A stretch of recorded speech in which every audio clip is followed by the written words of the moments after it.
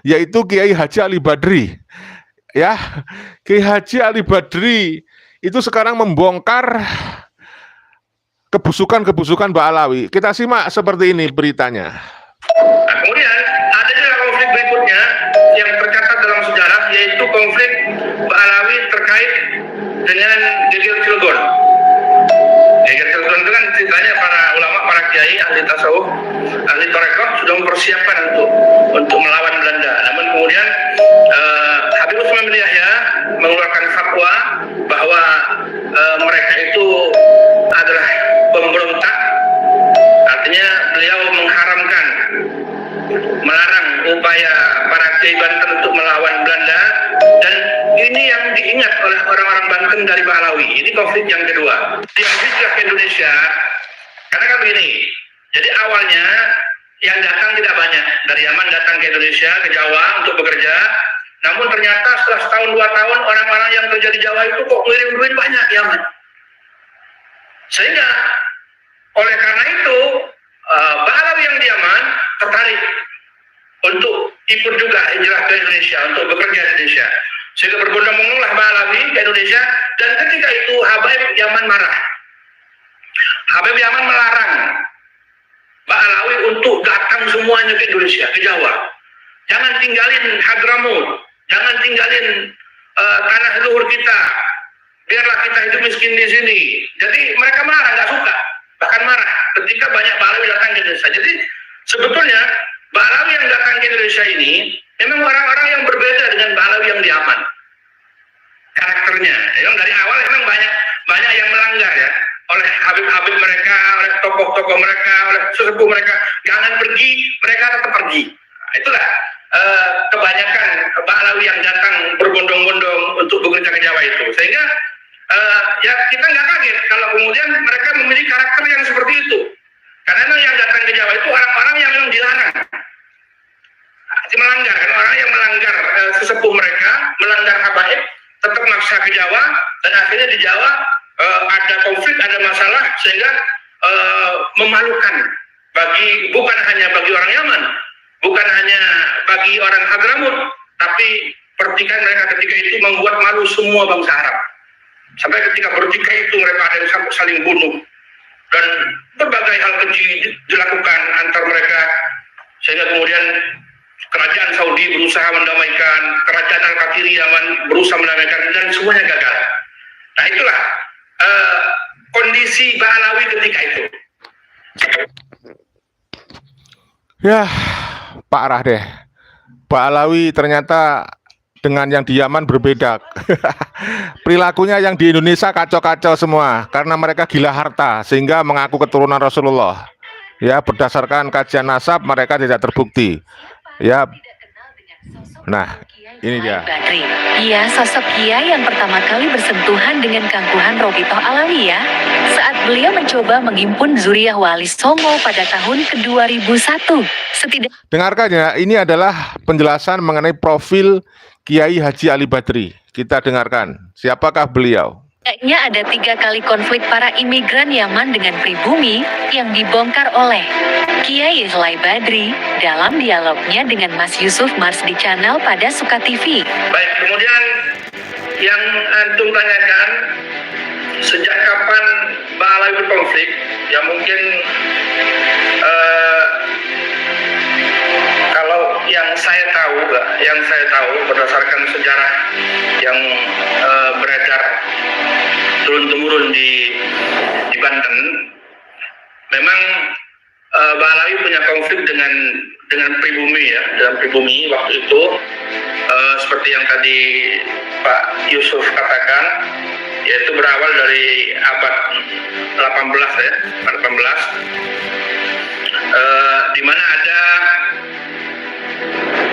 salah satu keluarga Pahlawi, yaitu keluarga Ba'bud, dan masuk ke keraton Banten, hingga kemudian ada perempuan dari keluarga Ba'bud ini menikah dengan sultan, menjadi ratu, dimana kemudian ratu ini mengkudeta sultan.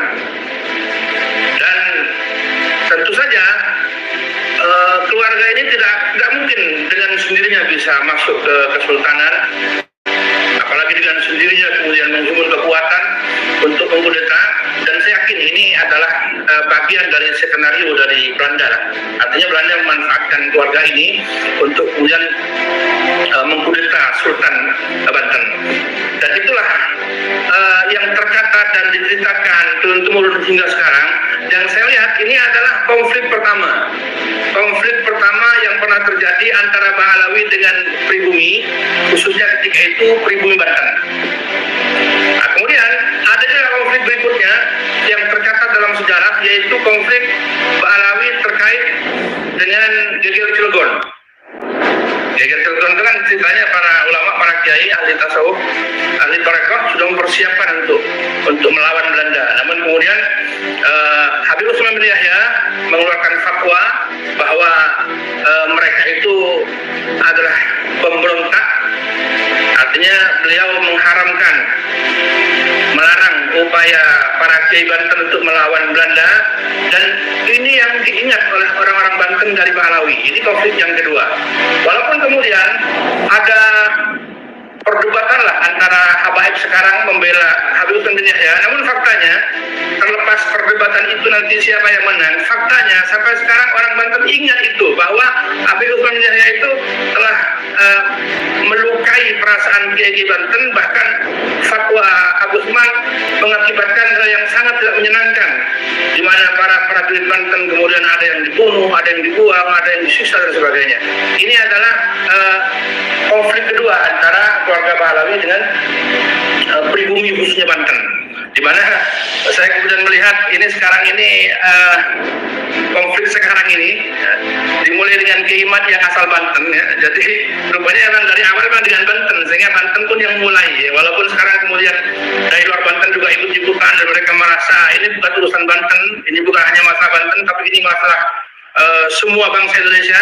Tapi tidak bisa kita pungkiri bahwa konflik ini memang konflik antara Pahlawi dengan pribumi, itu bermula antara Pahlawi dengan orang Banten. Itu yang kedua. Kemudian yang ketiga, dulu orang-orang Banten, ya, walaupun tidak semuanya, ya, khususnya dari keluarga Kesultanan Banten, dulu pernah bersama saya mendirikan perhimpunan keluarga Wali Songo. Di mana ketika itu keluarga Wali Songo masih disepakati sebagai Asbat Khan Pahlawi, bagian dari Pahlawi. Sehingga ketika muncul satu perhimpunan ini, di mana tujuannya sebetulnya hanya untuk internal keluarga, untuk silaturahim dan untuk sosialisasi manhaj dakwah Wali Songo, kemudian muncul juga di media. Maka ketika itu banyak Pahlawi yang menyerang kami, menghina kami dan sebagainya. Singkat saja saya jelaskan bahwa itu juga merupakan bagian konflik yang merupakan kelanjutan lah, macam serial. Seri ketiga, konflik seri ketiga antara Pahlawi dan orang Banten. Di mana ketika orang Banten muncul, ketika bersama saya untuk menyatukan para Wali Songo, dan kemudian kami ketika itu sepakat menerima dengan versi Pahlawi bahwa Wali Songo, bahwa Syekh Wali Kubra itu adalah Pahlawi dari mereka Asbat Khan. Namun pada akhirnya mereka justru bersikap kurang baik, dan tentunya ini juga membekas di hati orang Banten, khususnya para Tubagus, bahwa mereka sekian belas tahun disakiti oleh Pahlawi gitu kan. Sehingga ini merupakan rentetan dari sekian konflik antara Pahlawi dengan orang Banten. Dan kemudian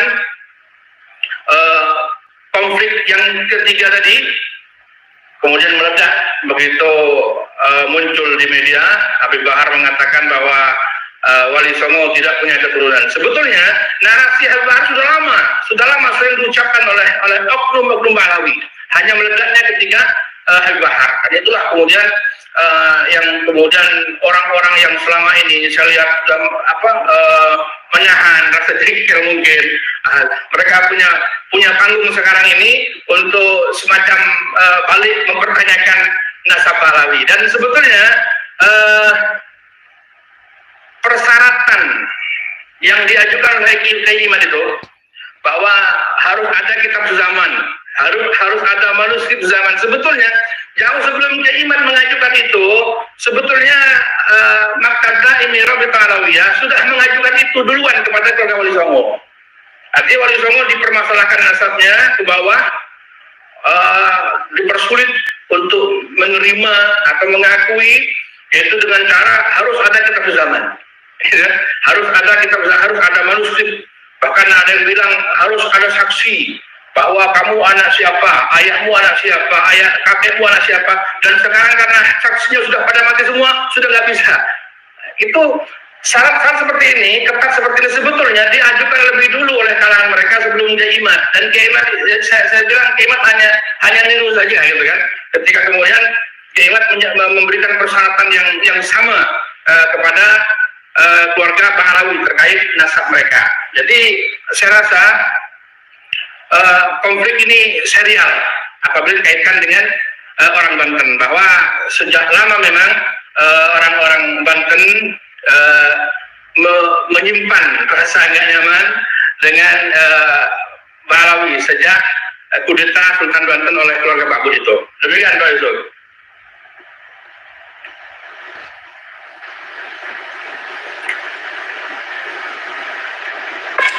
Ya baik Pak Kiai, cukup ini ibaratnya ada beberapa hal ya yang saya lihat persoalan ketika di buku Anda ini abad ke-18 sebetulnya tidak itu saja, tetapi fatwa tentang Said Usman yang ordonasi perkawinan, di mana disitulah sebetulnya saya membaca buku Anda ini bagaimana konflik akhirnya konflik RA ya,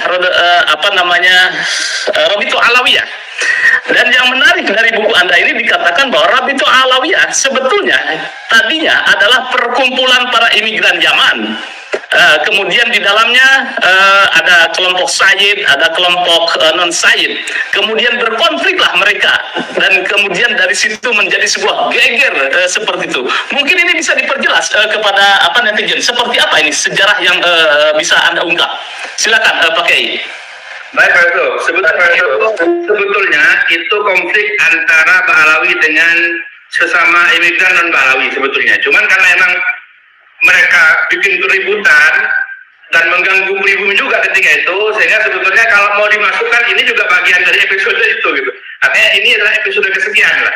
Kalau emang itu mau dimasukkan, karena emang walaupun mereka berantem sama imigran, tapi kericuhan itu sangat-sangat mengganggu bagi pribumi ketika itu. Jadi itu berarti terkait dengan migrasi ya, migrasi Bahlawi ke Indonesia.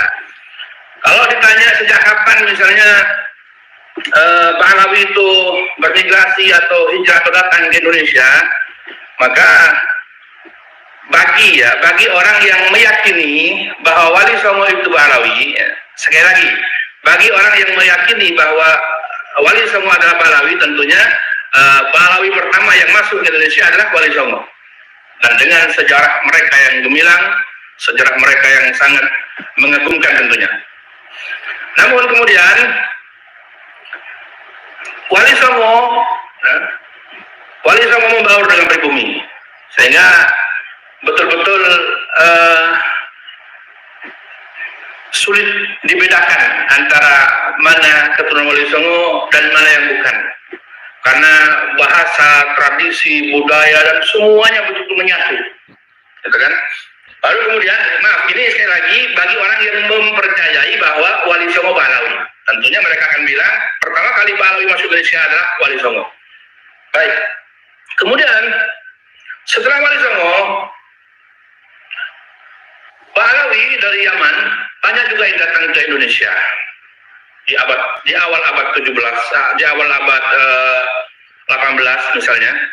Dan di awal-awal itu kebanyakan Bahlawi yang datang ke Indonesia itu memang kalau nggak pendakwah ya saudagar lah, pedagang. Karena kan ketika itu tidak mudah, jauh-jauh dari Yaman datang ke Jawa tidak mudah. Yang berani dan bisa melakukan itu hanya orang-orang hebat. Bahkan ulama pun kalau ulama nggak punya duit juga nggak bisa melakukan perjalanan sejauh itu. Gitu. Ya, jadi itu adalah menantu Habib ya. Itu menantunya bin Yahya. Jadi orang mertuanya Habib Ali Badri. Habib, bukan ya, Kiai ya. Itu seorang Habib bin Yahya. Tapi yang jelas saudara, perlu kita sampaikan karena Pak Ali Badri ini juga seorang menantunya Habib ya bin Yahya. Jadi kadang-kadang dia tidak objektif di dalam memberikan penilaian atau evaluasi. Tapi yang penting kita tahu sebenarnya yang mensyaratkan kitab sejaman itu Robito Alawiyah sendiri. Itu yang pertama. Yang kedua yang mensyaratkan tes DNA itu ya Pak Alawi sendiri. Yang mensyaratkan kitab sejaman adalah Robito. Ya mungkin di situ ada si Taufik Asegaf. Dan yang mensyaratkan tes DNA itu juga Pak Alawi. Di situ ada Rizik Sihab. Nah kemudian yang mengharamkan siapa? Ya Pak Alawi sendiri. Pak Alawi kemudian dari mulutnya Hanif mengatakan tidak perlu kitab sejaman. Ya kemudian bahkan mengharamkan tes DNA. Nah begitulah dari perilaku-perilaku mereka kita tahu Pak Alawi bukan keturunan Rasulullah Shallallahu Alaihi Wasallam. Jadi sudah lengkap klop ya jelas terang benderang. Pak Alawi tidak terkonfirmasi sebagai keturunan Rasulullah berdasarkan tes DNA, kajian kitab nasab, sejarah, filologi, dan juga kajian perilaku dari oknum-oknum Habib Pak Alawi di Indonesia. Kalau kemudian ada sebagian orang yang mengatakan bahwa Wali Songo itu adalah Pak Alawi, itu harus kita luruskan, pola pikir itu salah. Karena berdasarkan sudah kajian ilmiah bahwa Pak Alawi itu hanya mengklaim sepihak mengaku-ngaku Wali Songo sebagai Habib.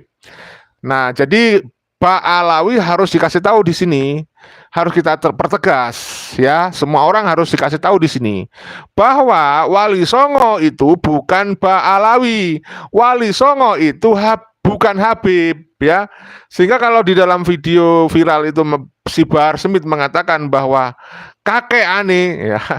Kalau tidak ada jasa kakek aneh gitu katanya dia, kalian masih menyembah pohon. Nah, itu jelas itu jelas adalah kebohongan ya. Kebohongan. Ya, jadi itu yang kita perlu disclaimer.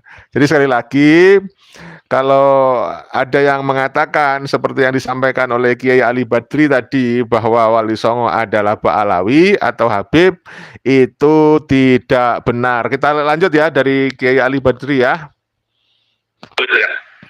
Sehingga Pak Alawi yang datang di awal abad 18 itu kebanyakan ulama dan pedagang, intelektual itu kan. Nah baru kemudian kita disclaimer juga pada awal abad ke-18 sampai kemudian awal abad 19 itu Pak Alawi yang datang ke Nusantara bukan pendakwah, bukan juga ulama. Berdasarkan sejarah yang sudah diungkap oleh Ki Haji Madidin Utsman, kemudian yang sudah diungkap oleh Ki Haji Nur Ihya, Pak Alawi yang datang ke Nusantara itu adalah kaum buruh, ya kaum buruh.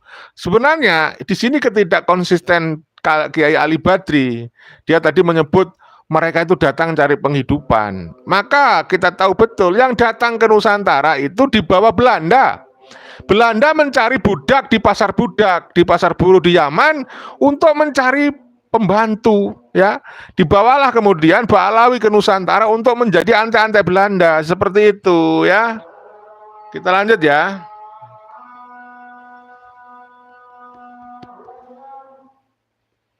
kemudian Pak Alawi yang datang dengan besar-besaran itu memang faktanya ditulis dalam sejarah kedatangan mereka itu untuk bekerja, bahwa di Yaman kesulitan cari makan, cari kerja. Nah ini benar ya. Jadi di Yaman Pak Alawi itu kesulitan mencari makan, mencari kerja ya. Jadi makanya mereka datang ke Nusantara bersama Belanda menjadi ante-ante Belanda, menjadi budaknya Belanda. Sementara keluarga Pak Alawi khususnya karena yang merantau ke Jawa, yang datang ke Jawa untuk bekerja bukan hanya Pak Alawi, semua Pak Alawi dan non Pak Alawi ketika itu datang ke Jawa untuk bekerja. Tapi khusus Pak Alawi dikatakan oleh ahli sejarah Pak Alawi sendiri di Yaman bahwa yang membuat Pak Alawi itu besar-besaran hijrah ke Jawa itu karena mereka sulit mendapatkan lapangan kerja, sulit mencari pekerjaan. Sementara populasi keluarga Balawi semakin besar, semakin banyak keluarga Balawi dan sedikit lapangan kerja, sehingga Jawa adalah tujuan yang sangat menarik untuk mendapatkan pekerjaan. Ya jelas ya. Jadi menantu bin Yahya ini, Haji Ali Badri, udah mengungkap fakta sejarah bahwa Balawi di Yaman sana itu hidupnya susah, mencari kerja susah, mencari penghidupan susah, mencari rezeki mengais rezeki susah. Tapi populasi mereka bertambah banyak, akhirnya mereka datang ke Jawa bersama Belanda, di bawah Belanda, ya, menjadi antek-antek Belanda. Sehingga ketika banyak Balawi dan non Balawi dari Yaman hijrah ke Indonesia, tentunya sebagai imigran di mana-mana kan orang kalau sudah hijrah atau bermigrasi ke sebuah negara, pasti mereka berhimpun, pasti mereka bikin perhimpunan atau paguyuban. Nah, Rabita Alawiyah itu sebetulnya adalah paguyuban imigran Yaman ketika itu. Dan berdirinya itu jelas sebelum Malaysia. Makanya saya mengkritik dalam buku saya bahwa ketika sejarah Balawi yang sekarang ini mencatat bahwa Rabita Alawiyah berdiri pada tahun 1928, itu menurut saya tidak benar. Karena Rabita Alawiyah itu didirikan untuk paguyuban semua imigran Yaman, baik Balawi maupun non-Balawi. Sehingga lembaga ini, paguyuban ini sempat dikritik oleh banyak Habib di Yaman. Di antaranya termasuk Habib Abdurrahman bin Ubaidillah al-Saqaf, Mufti Hadramaut. Beliau mengkritik, kalau ini adalah paguyuban untuk bersama, untuk semua imigran Yaman, kenapa kok pakai nama Alawiyah? Nah, jadi Habib Yaman sudah keberatan dengan nama Alawiyahnya ini. Kata Habib Abdurrahman bin Ubaidillah, saya awalnya tertarik, suka sekali dengan Rabita Alawiyah, karena Rabita Alawiyah ini bisa menghimpun semua keluarga dari Yaman, dari Hadramaut, dan bisa membantu semua pekerja asal Hadramaut di Jawa ini sehingga sejahtera. Kata beliau, sampai-sampai orang Hadramaut itu banyak berharap dari Rabita Alawiyah, ya. Orang-orang Hadramaut, baik Balawi maupun non-Balawi, banyak berharap dari Rabita Alawiyah lebih banyak daripada mereka berharap pada Imam Mahdi. Artinya nanti di akhir zaman kita kan ketika terdesak berharap pada Imam Mahdi. Kata Habib Abdurrahman, seolah-olah harapan mereka kepada Rabita Alawiyah itu lebih besar kepada orang di akhir zaman nanti berharap pada Mahdi, gitu. Artinya Rabita Alawiyah begitu berperanan di dalam mensejahterakan orang-orang Hadramaut, baik di tempat migrasi mereka atau di Jawa ini, ataupun di kampung halaman mereka di Hadramaut. Artinya Rabita Alawiyah itu didirikan bukan untuk tujuan Indonesia, bukan untuk nasional sejahtera Indonesia. Tapi Rabita Alawiyah itu memang didirikan hanya untuk kepentingan internal Ba'alawi sendiri, untuk kemaslahatan Ba'alawi sendiri. Oleh karena itu, Rabita Alawiyah juga merestui Ba'alawi saling memuja-memuji, saling mengagung-agungkan dari dato-dato mereka, dan Rabita Alawiyah saling melindungi. Ya, itulah memang Rabita Alawiyah dibuat hanya untuk kepentingan dari Ba'alawi sendiri, ya, Habib-habib itu. Ya, oleh karena itu saya sangat setuju kalau ada permintaan agar Rabita Alawiyah dibubarkan saja, karena nggak punya manfaat yang signifikan untuk negara kesatuan Republik Indonesia. Namun kata beliau, saya keberatan dengan beberapa poin-poin kanun yang dibuat dalam Rabita Alawiyah. Di antaranya keberatan dengan nama Rabita Alawiyah. Mestinya jangan pakai nama Alawiyah kalau untuk paguyuban bersama. Ini dinyatakan oleh Habib Abdurrahman bin Ubaidillah. Dan Habib Abdurrahman bin Ubaidillah itu datang ke Jawa pada tahun 1916. dalam catatan beliau yang masih berupa manuskrip, beliau banyak menyebut kalimat Rabito Alawiyah, Rabito Alawiyah. Beliau mendamaikan Rabito Alawiyah, mau mendamaikan Rabito Alawiyah dengan Al-Irsyad. Artinya sudah jelas di tahun itu, di tahun 1916, Rabito Alawiyah itu sudah ada. Bahkan Al-Irsyad berdiri tahun 1914. Dan Rabito Alawiyah itu berdiri sebelum Al-Irsyad. Justru Al-Irsyad berdiri itu, Syekh Surkati mendirikan Al-Irsyad, ya, menyarankan agar Arab-Arab yang lain membuat Al-Irsyad, karena Syekh Surkati melihat ada kesenjangan antara Bahlawi dengan Arab yang biasa itu ketika mereka membuat sekolah, yaitu sekolah Jamiat Khair. Jamiat Khair itu didirikan oleh mereka, namun terkesan seperti didominasi oleh Bahlawi, sehingga orang-orang Arab yang bukan Bahlawi, mereka nggak suka sekolah di Jamiat Khair. Nah, ketika Syekh Surkati melihat itu, beliau usul, gimana kalau kalian bikin sekolah sendiri? Maka membuatlah Al-Irsyad.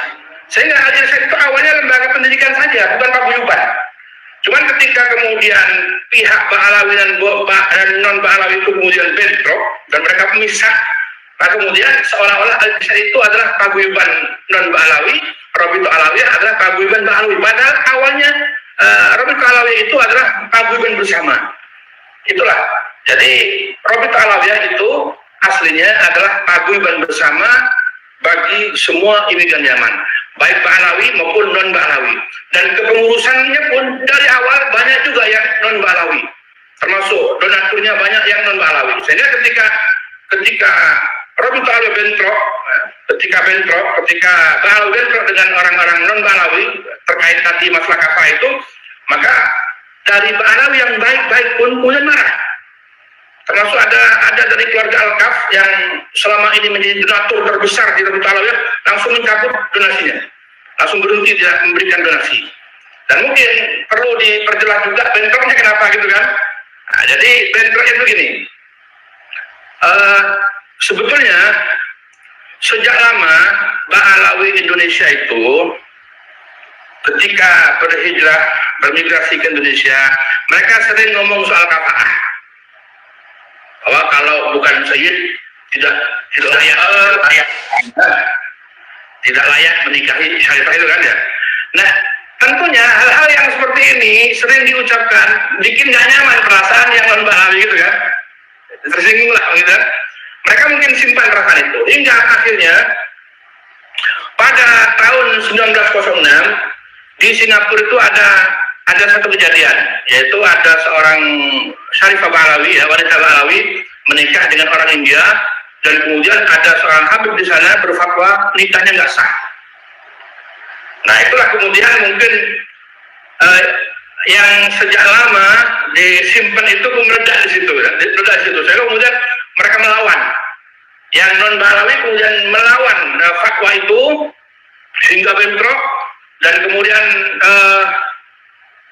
ada satu habib di Singapura minta fatwa ke Yaman, ternyata turun fatwa dari Yaman sah, ya, fatwa dari Yaman sah, dan itu bertentangan dengan fatwa Habib Utsman bin Yahya yang tidak mengesahkan. Nah, itulah kemudian ketika ada fatwa dari Yaman, bahkan sampai 2 fatwa. Yang pertama dari seorang qadhi atau mufti di Seoul, Hadramaut. Yang kedua dari Habib Abdurrahman sendiri, yang tadi saya ceritakan itu, Habib Abdurrahman bin Ubaidillah As-Saqaf. Beliau juga mengeluarkan fatwa bahwa sah. Sehingga ketika itu Bahlawi Indonesia bahkan marah kepada Habib Yaman. Marah kepada Habib Yaman karena Habib Yaman tidak mendukung fatwa yang di Indonesia.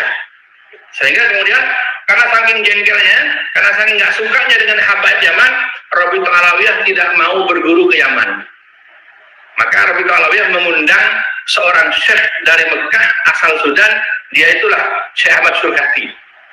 Syekh Surkati kemudian dibawa ke Indonesia untuk menjadi guru besar di Rabito Alawiyah, di guru besar di mana, di Jamiat Khair itu kan. Dan ketika Sesulkati datang ke Indonesia, begitu disanjung oleh Ba'alawi Indonesia, oleh tokoh-tokoh Rabithah Alawiyah, begitu disanjung sampai bukan hanya menyanjung, dibanding-bandingkan dengan ulama di Yaman, menyanjung Sesulkati dan menghina ulama Yaman. Rabithah Alawiyah ketika itu menyanjung Syekh Ahmad Sulkati dan merendahkan habaib Yaman, karena habaib Yaman tidak mau mendukung fatwa bahwa pernikahan tadi tidak sah. Dan sebetulnya ketika Ya, jadi Rabithah Alawiyah itu menurut saya memang sangat rasis ya. Apalagi yang diikuti adalah seorang antek-antek Belanda yaitu Usman bin Yahya ya, yang melarang orang-orang Ba'alawi itu yang perempuan dinikahi oleh para orang-orang pribumi.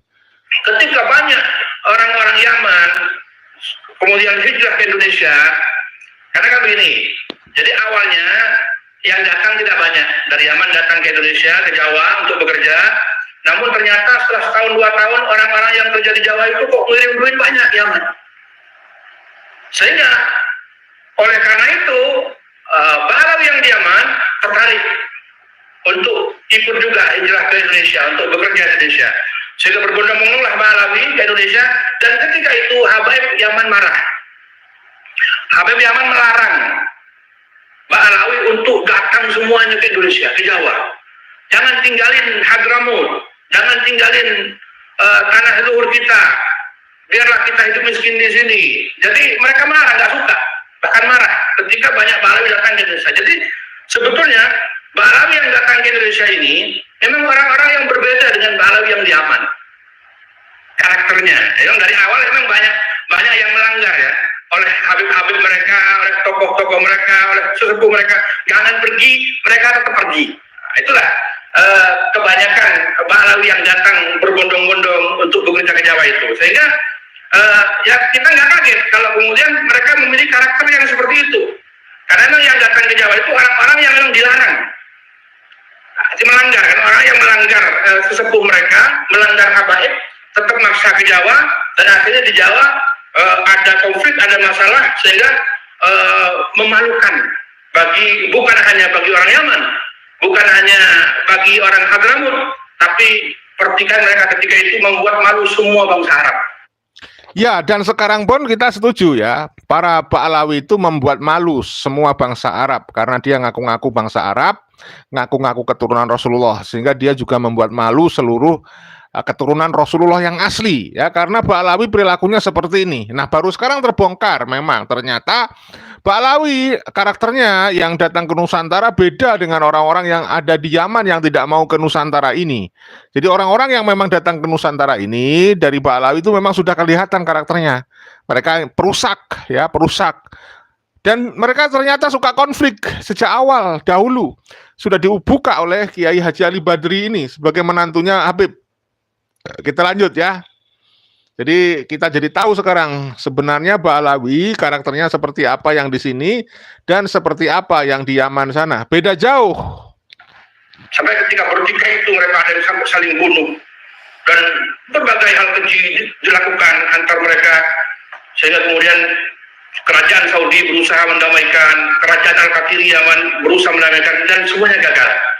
Nah itulah kondisi Ba'alawi ketika itu.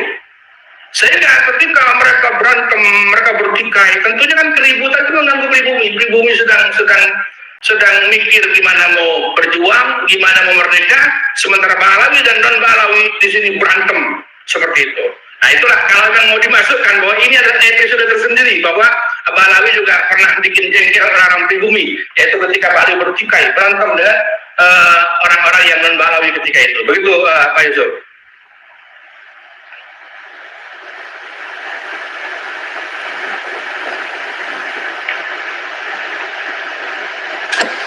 Ya, pemirsa pada sebuah TV cukup panjang lebar tadi penjelasan dari Kiai Badri awal-awal mulai konflik. Ini menarik sebetulnya itu aja.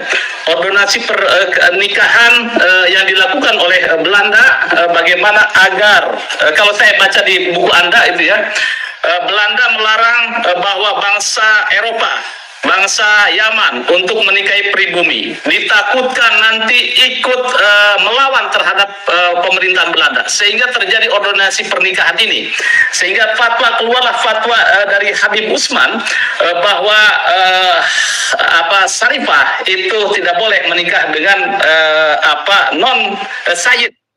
Jadi jelas dari ungkapan Pak Yusuf jelas ya. Jadi bahwa Utsman bin Yahya ternyata mengeluarkan fatwa agar orang-orang Ba'alawi yang perempuan itu dilarang dinikahi oleh para pria pribumi itu karena ada pesanan dari kolonial Belanda. Ada pesanan fatwa dari kolonial Belanda yang tadi sudah diungkap, yaitu agar tidak melawan Belanda, saudara. Ya, tidak menjadikan dari Ba'alawi melawan Belanda. Artinya memang sudah terbuka fakta Ba'alawi memang di zaman kolonial Belanda pro atau menjadi antek-antek Belanda dan membela Belanda, tidak pada posisi seperti keturunan Wali Songo yang melawan Belanda. Sehingga keluarlah fatwa-fatwa yang menyesatkan dari Utsman bin Yahya ya. Kalau nggak salah begitu ya, pakai ya, kesimpulannya ya, sehingga sebuah indikasi, Pak. Sebuah indikasi saja. Jadi fatwa Habib Utsman bin Yahya yang melarang dan tidak mengesahkan Syarifah menikah orang biasa itu bersamaan dengan peraturan Belanda, orang Arab tidak boleh menikah dengan pribumi, tidak boleh berpakaian ala pribumi, dan tidak boleh bergaul dengan pribumi. Sehingga kemudian ada yang menduga ya, oh ini paling ada main dengan Belanda gitu kan, karena memang waktu itu Habib Utsman bin Yahya bukan mufti Betawi, artinya pegawainya Belanda lah dalam hal sebagai mufti itu gitu kan, sehingga seolah-olah ini pesanan Belanda begitu. Dan Belanda sebetulnya ketika Belanda membuat peraturan seperti itu, karena Belanda itu belajar dari kejadian sebelumnya. Banyak Ba'alawi yang menikah dengan pribumi, kemudian mereka jadi mendukung pribumi. Ya wajar ada seorang Ba'alawi nikah sama pribumi, kan nggak terima mertuanya dijajah.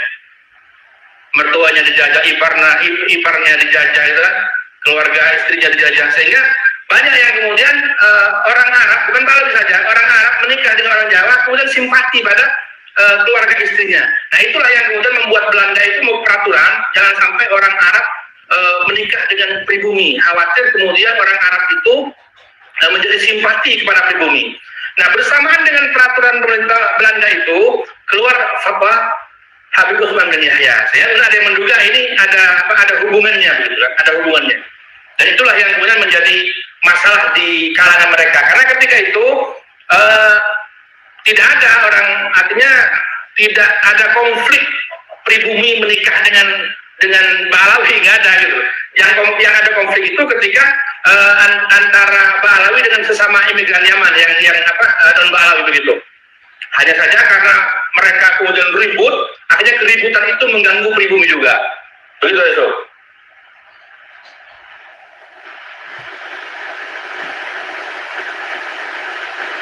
Ya baik, pemirsa pada Suara TV memang unik perjalanan sejarah bangsa Indonesia atau bangsa Bumi Putra dengan berbagai bineka kesukuannya, Bhinneka Tunggal Ika.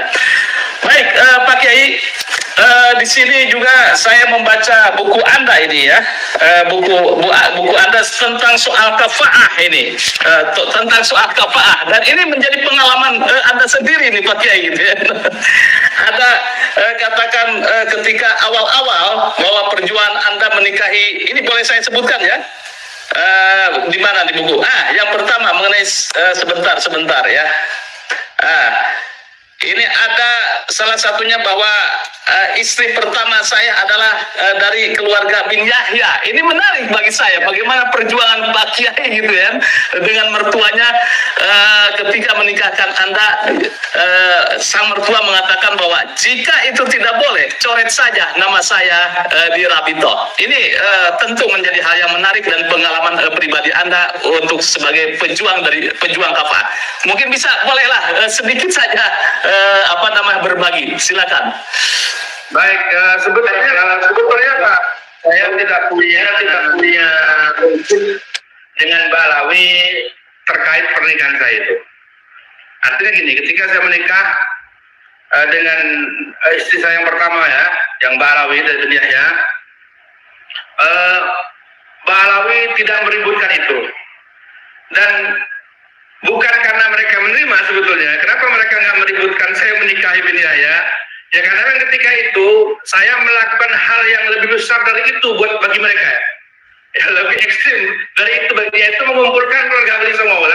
Saya mengumpulkan keluarga Wali Songo dan mereka merasa sangat keberatan dengan itu, sehingga saya menikahi Mbak Alawi dianggap hal kecil lah dibanding yang satunya begitu lah. Sehingga ketika saya menikah dengan istri saya ini, boleh dibilang nggak ada hambatan sama sekali, karena emang begini, mertua saya memang sejak leluhurnya mereka sudah biasa mempribumi. Ini juga perlu saya jelaskan karena kadang-kadang orang salah paham, dipikir itu saya membela karena istri saya, karena koalisi, bukan. Jadi ya begini ya Pak Yusuf, leluhur datuk daripada mertua saya itu namanya Habib Awad. Beliau datang ke Jawa dan langsung menikah dengan putri Adipati Semarang. Artinya sejak datang langsung mempribumi, langsung menikahi putri Adipati Semarang. Pertama. Yang kedua, anak-anak beliau pun tidak semuanya pakai Habib. Anak beliau bahkan banyak yang pakai gelar Raden. Betul-betul mempribumi, bertradisi pribumi, berpakaian pribumi, semuanya pribumi.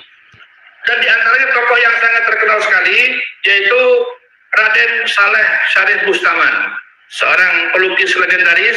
Itu adalah sepupu sekianlah dengan mertua saya. Artinya sama-sama dari keturunan Habib Awad tadi.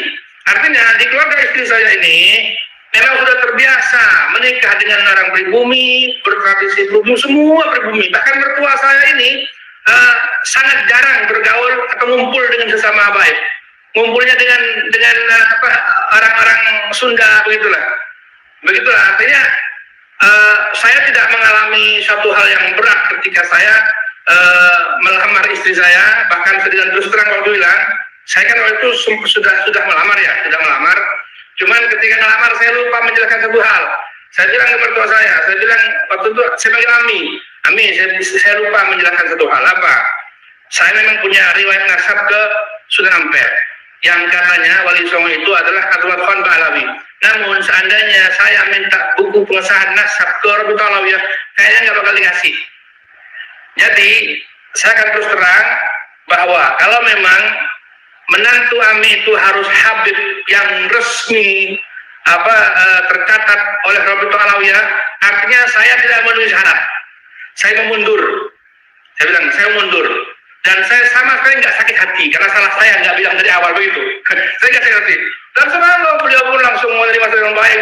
Menerima, artinya menunjukkan betapa beliau menerima saya. Dan ternyata memang banyak keluarga beliau yang menikah dengan bukan Habib, gitu kan? Dan bahkan kemudian yang tadi antum bilang pernah ada desas-desus orang Rabita Alawiyah mau ke rumah mertua saya itu, mau mempermasalahkan lah karena berbulan-bulan saya. Itu abah mertua saya bilang begini, kalau Rabita Alawiyah nggak setuju, coret namaku dari Rabita Alawiyah. Coba begitu beliau dengan gagahnya, dengan tegasnya beliau mengatakan itu, beliau membela saya lah. Dan itu bukan karena beliau saja, tapi itu beliau, tradisi itu, ajaran itu beliau terima dari leluhur beliau, bahwa tidak semua bin Yahya seperti yang di mata orang-orang sekarang, karena sekarang banyak orang lagi sengit sama bin Yahya kan. Jadi mertua saya betul-betul jauh dari bin Yahya yang lain ya, kalau emang mau begitu kan. Ya, jadi di sini juga terungkap bahwa tidak semua perilaku Oknum Habib itu kurang ajar. Jadi ada perilaku-perilaku Oknum Habib yang baik, sehingga kita hormati yang baik-baik, yang berilmu ya, seperti mertuanya Kiai Haji Ali Badri barusan yang beliau ceritakan. Ada juga yang baik yang juga sering kita sampaikan adalah Bapak Profesor Quraisy Shihab. Tetapi kita perlu perjelas soal nasab itu semua tidak ada pengecualian. Jadi untuk soal nasab bagi Pak Alawi yang mengaku-ngaku keturunan Rasulullah itu tidak benar. Jadi siapapun oknumnya, baik dari Habib halus, kasar, Habib baik, buruk dan seterusnya, segala macamnya itu, kalau soal nasab semua sama. Ya, tidak terkonfirmasi kepada Rasulullah, tidak terkonfirmasi sebagai keturunan Rasulullah Shallallahu Alaihi Wasallam berdasarkan kajian ilmiah, berdasarkan ilmu, kajian ilmu nasab, sejarah, filologi dan juga tes DNA. Ya, jadi tolong dibedakan antara pembahasan perilaku, kajian perilaku dengan kajian nasab. Kalau perilaku tidak semua Oknum Habib buruk, ya itu jelas ya. Kita akui yang baik-baik. Tetapi kalau soal nasab, bila mereka tidak mengaku-ngaku sebagai keturunan Rasulullah di depan publik nggak ada persoalan. Bahkan kalau dia mengaku sebagai keturunan Rasulullah tetapi secara pribadi di keluarganya saja tidak ada persoalan. Tapi ketika ada Oknum Habib ya mengaku keturunan Rasulullah di depan publik hanya untuk supaya mendapatkan massa, mendapatkan glorifikasi, pengagungan, supaya mendapatkan pengkultusan, pemujaan, ya mendapatkan pengikut, ya untuk mendapatkan jamaah, ngaku cucu Nabi, ngaku juriah Nabi, itu harus kita peringatkan keras. Kita harus tegur secara keras, itu adalah salah.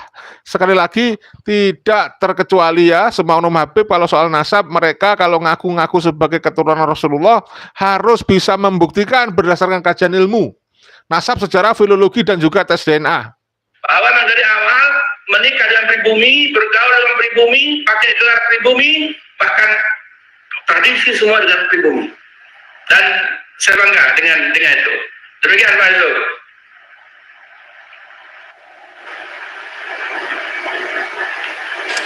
Baik, maaf tadi ya sedikit saya pertanyakan tentang pribadi Pak Kiai ya. Semoga ini menjadi sharing saja gitu intermezzo. Tetapi yang lebih menariknya bahwa ketika itu Anda membuat sebuah forum azmatkan gitu ya. Nah disinilah perjuangan Anda sebetulnya ya. Saya baca di buku ini. Mungkin boleh sedikit di-share itu ya. Banyak liku-likunya, banyak sekali polemiknya. Anda itu menginisiasi ya forum forum keluarga Wali Songo azmatkan ya. Mungkin boleh di-share sedikit, silakan Pak Kiai. Baik, Pak Yusuf. Jadi saya itu sejak 2003 ya, itu mulai mempelajari riwayat-riwayat nasab para kiai. Karena waktu itu di Mekah ya, saya lagi di Mekah dengan beberapa kiai sedang umroh ngomongin soal nasab. Nah, mereka bilang kita ini kan banyak yang punya nasab ke Wali Songo katanya. Katanya Wali Songo itu Habib, berarti kita Habib gitu kan. Hanya ada yang tertawa, mereka tertawa. Tapi Habib Besok ini mana diterima katanya, mana mungkin diterima katanya. Nah kemudian kalimat itu selalu mengiang di telinga saya dan kemudian membuat saya serius mempelajari catatan nasab atau riwayat nasab yang dipegang oleh kiai-kiai. Sehingga tahun 2005 itu saya megang sekitar 100 keluarga kiai dari Jawa Timur sampai Banten yang ternyata mereka memiliki riwayat ke Wali Songo.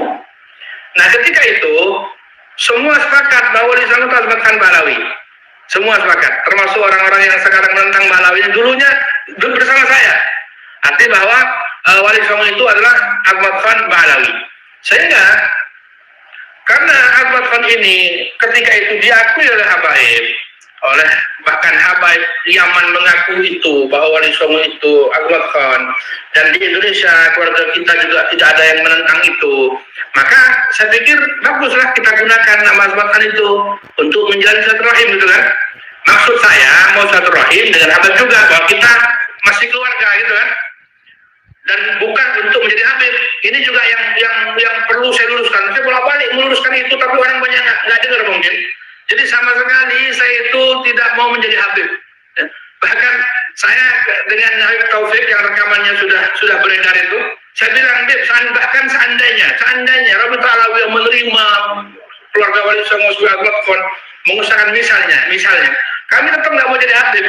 Kami tetap Kiai, tetap Gus, tetap Lora, tetap Tubagus, yang Habib cukup kalian gitu. Ya, saya setuju dan saya bersyukur ya kalau ternyata itu Rabi'ah Alawiyah menolak keturunan keluarga Wali Songo sebagai Habib. Ini sebuah keuntungan.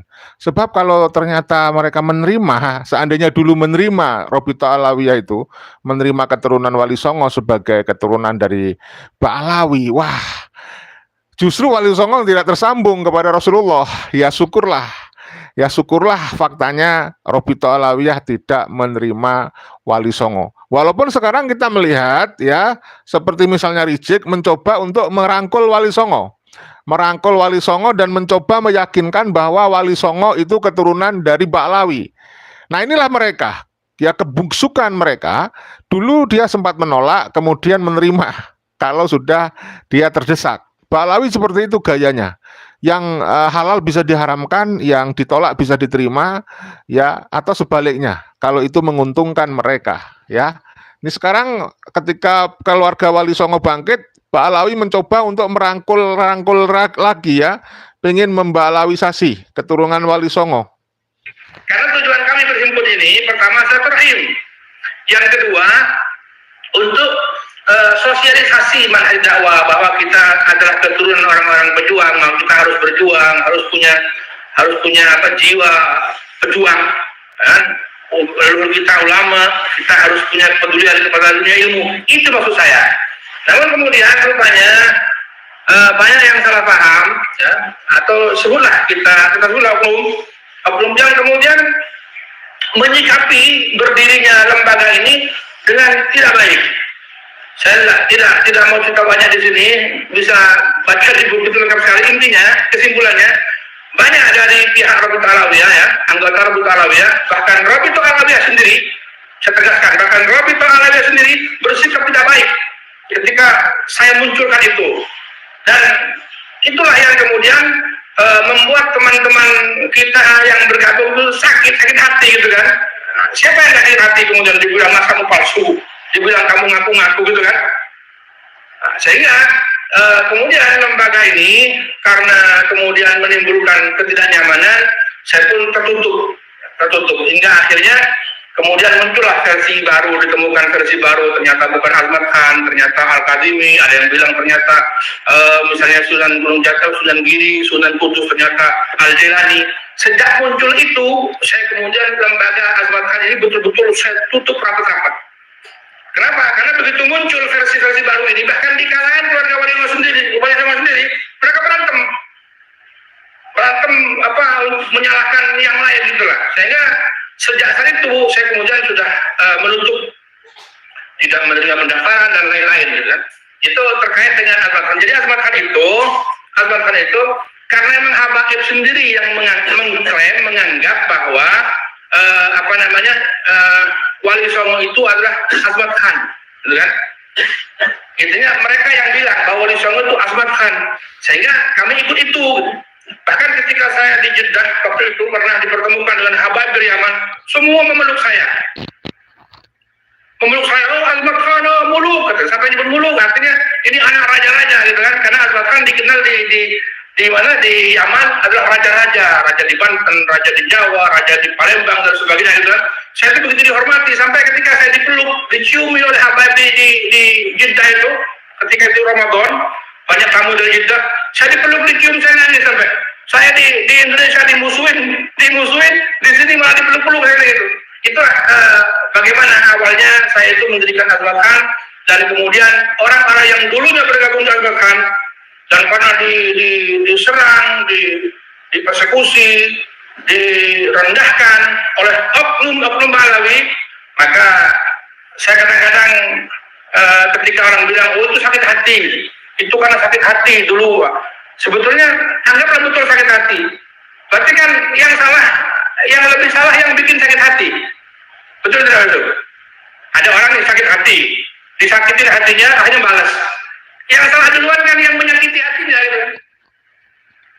Kalaupun benar sekarang ini, misalnya ada nuduh sekarang ini itu orang-orang sakit hati, ya memang sakit hati misalnya. Tapi kan ada yang menyakiti. Siapa yang menyakiti itu? Mestinya kalau mau adil, yang menyakiti duluan yang disalahkan. Siapa dulu yang usil dengan nasab orang duluan, itu yang salahkan.